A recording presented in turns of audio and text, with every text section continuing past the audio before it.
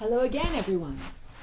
I am here to tell you a little bit more about the interdimensional and extraterrestrial world and tell you more about the concept of connecting with, I can't even call it non-earthly intelligence. Let us just call it higher dimensional intelligence. So first of all, in previous videos, I have established that for eons, pretty much since the inception of consciousness on Earth has been connected with and interactive with both stellar consciousnesses from other stars other than Sol, the star that's closest to Earth, and also other dimensions. So the idea of higher dimensional entities being from another place and also extraterrestrial entities being from another star system. All right.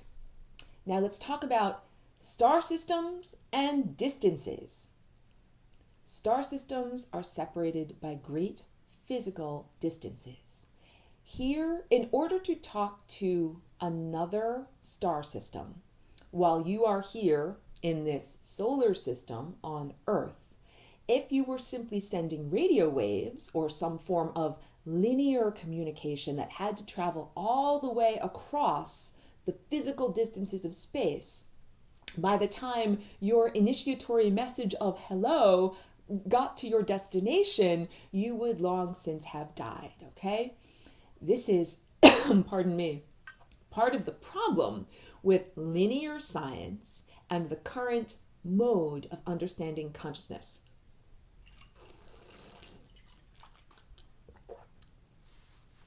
When a person dies, they are no longer submerged within the stream of time.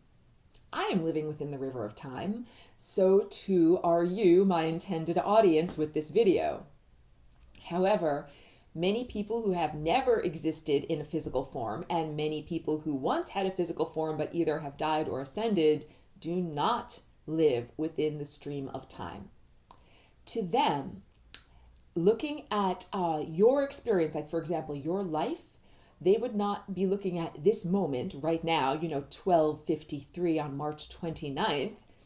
They would be seeing this moment as an overlay, multi-dimensional layering of every single moment of your life. What that looks like is almost looking down a time tunnel where you would see me right now, and then heading into the distance back behind me would be Aurora of 1 minute ago, 2 minutes ago, 3 minutes ago, all the way back to birth. And then if you extended the time tunnel further to where you were before you were born. Okay. So of course that time tunnel extends forward into your experience of what you would call your future. So a person living outside of time sees your entire existence all at once. The entire length of your timeline, or your French bread, as I like to call it, with each slice being one moment, is perceived all at once. Or another good analogy is if you took the film strip of your life and took every single little film moment and put it all out on a big giant table and looked at the whole entire spread. That is how higher dimensional beings view your existence, all right? So this is one of the keys to understanding communication with higher dimensional beings. For example, they might say, I sent you something, like I sent you whatever. To them, it is in the past tense because they have already done it, but you might not have received it because it is in your future. It is waiting for you in your future. They might have sent a communication. I sent you a communication on that, but you have not yet received it, okay? This has everything to do with telepathy being instantaneous, but linear time obviously being non-instantaneous.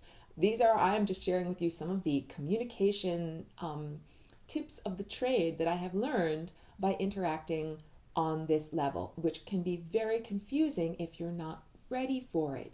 So in terms of being prepared for overt contact with extraterrestrial and extradimensional consciousnesses, it is important to understand that your sense of linear time is no longer relevant. You need to take it off like clothes that don't fit and throw them in a pile because you're not going to be wearing that mental mindset anymore. through telepathy, you can speak with people who lived thousands or millions of years ago. You want to speak to ancient Maya shaman who might know about secrets of the universe? They are there to speak with right now, immediately. They're not dead and gone, they're right there. How about future civilizations, incredibly advanced future civilizations? If you were to speak to them in linear sense, they don't exist yet. They have not yet even been born or developed.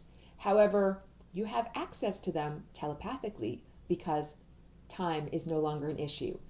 I did not say time doesn't exist. Time does exist. However, you can experience it from a different perspective, no longer being submerged in the river of time, but instead being part of the overarching consciousness that looks down on the river of time and sees the way that everything flows, okay? So it's an incredibly different perspective. Now let's also say this. I look down on the river of time and I see how it is flowing, but I'm also able to see the dry riverbed, the place where it used to flow, the place where it changed. Maybe a rock was placed there and it couldn't go there anymore, so it had to re-divert and go around over here. There are higher dimensional beings who see this also, because your life is in a constant state of flux. Your future is being determined at every moment. The dice are constantly rolling. The future that I had a minute ago is different than the future that I have now, because I've made choices, I've sent out energy, I have changed the world, I have changed the field. So higher dimensional creatures might say, I saw what was going to happen to you and I changed it. And you might not experience any difference in your life. You might be like, well, nothing happened. Or it was something that did not translate into a change in the third dimensional experience. It was a change in the higher dimensional, fifth dimensional and above field of possibilities of things that could happen to you. This is an entirely different way of navigating your life. When people start to have their psychic eye opened, they start to see through time. They start to understand many different timelines stretch forward from every moment, and that which timeline you occupy with your consciousness or with your awareness has everything to do with your thoughts and your belief system and your energy.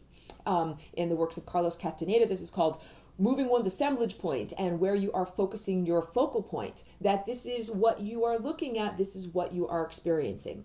So, when I tune in during my 9 o'clock breakfast meeting to these extraterrestrial and extra-dimensional beings, I am talking to some beings from the distant past, from deep antiquity, from Atlantis. I am talking to some beings who have never been corporeal, and some beings who will be corporeal, but in a future civilization that is incredibly advanced, that doesn't exist yet, which may or may not be centered on this actual planet. These are some of the mental or yoga of perception. You need to stretch your perception or stretch your mind, just like stretching yoga in the body, in order to be able to encompass these new ideas. All right? Also, you need to understand that each one of us will become an ascended master. That is correct. Each one of us will become an ascended master, but it might be through many, many lifetimes of being refined over and over again. But it is essential to understand that each one of us has that potential within, and we are here on the journey in order to graduate up to the next level.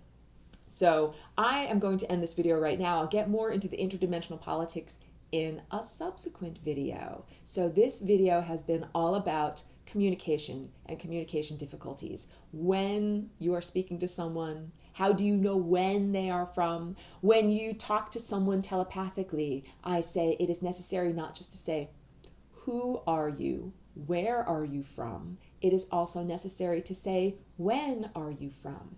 Make sure that you keep your communications respectful and loving, and only talk with others who are respectful and loving. And at the end of the day, this is all about your personal sovereignty. This is not about being a slave or any kind of servitude towards any being. Again, I stress the necessity of a partnership built on equality and mutual respect, where if you choose to, you as a corporeal being can interact with and be a vessel for non-corporeal information. If you choose to, and you get to choose the level of and quality of information that you embody. So, not to make this too long of a video, thank you so much for tuning in. Subscribe to me on YouTube.